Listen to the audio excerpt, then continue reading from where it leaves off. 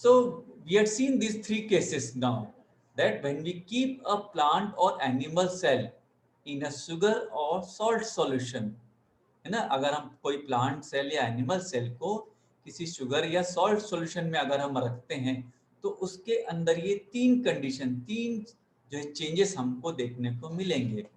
पहला ये है कि जब if the medium surrounding the cell has higher water concentration then the cell, cell के अंदर अगर पानी का लेवल कम है और सेल के बाहर पानी का लेवल अगर ज्यादा है, ठीक है, सुनिएगा ध्यान से, सेल के अंदर पानी का लेवल कम है और सेल के बाहर पानी का लेवल ज्यादा है अगर, तो इस प्रकार के सॉल्यूशन को कहते हैं हाइपोटोनिक सॉल्यूशन।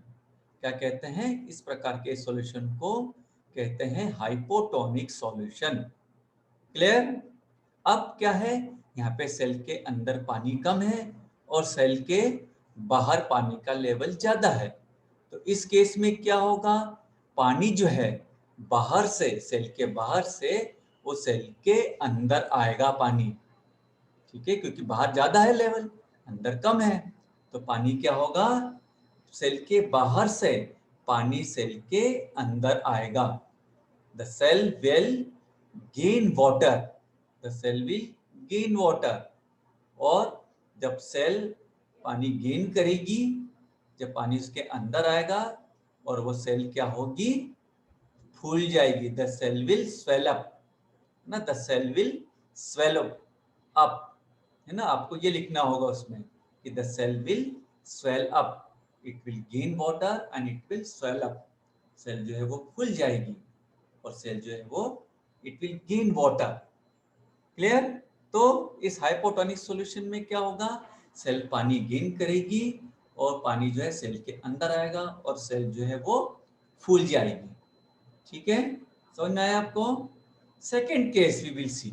अब हम आते हैं सेकेंड केस के ऊपर, जहां पे सेल के अंदर और सेल के बाहर, ठीक है, ध्यान से सुनिए, सेल के अंदर और सेल के बाहर पानी का लेवल बराबर मात्रा में है।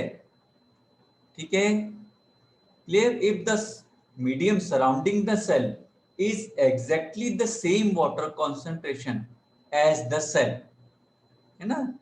Is it clear? Again I will repeat, if the medium surrounding the cell has exactly the same water concentration as the cell, ठीक है, so then in this case what will happen, इस case में क्या होगा, क्योंकि अब दोनों जगह पानी का लेवल तो बराबर है, इस केस में क्या है, पानी का लेवल दोनों जगह, सेल के अंदर और सेल के बाहर बराबर है, तो इस केस में क्या होगा, इस केस में क्या होगा, पानी ना तो अंदर से बाहर जाएगा ना बाहर से अंदर की ओर आएगा, और सेल के अंदर आपको कोई भी चेंज देखने को नहीं मिलेगा, सेल के अंदर आपको कोई भी चीज देखने को नहीं मिलेगा।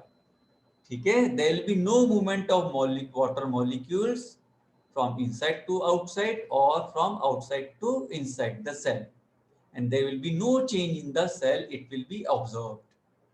Okay, so this type of solution is called as isotonic solution.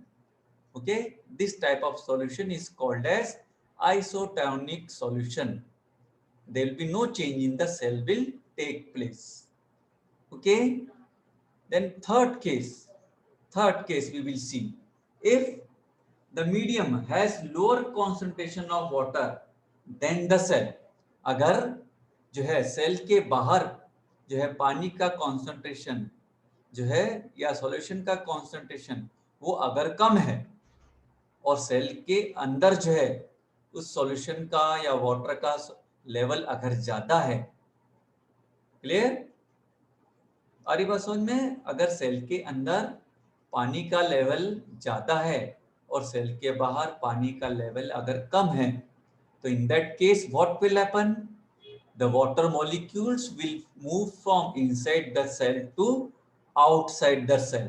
यहाँ पे पानी के जो मॉलिक्यूल्स हैं वो सेल के अंदर से बाहर की ओर जाएंगे, सेल के बाहर वो जाएंगे। आ रही बात समझ में? तो in this case the cell will lose water, in this case the cell will lose water, okay, and if the cell will lose water it will shrink.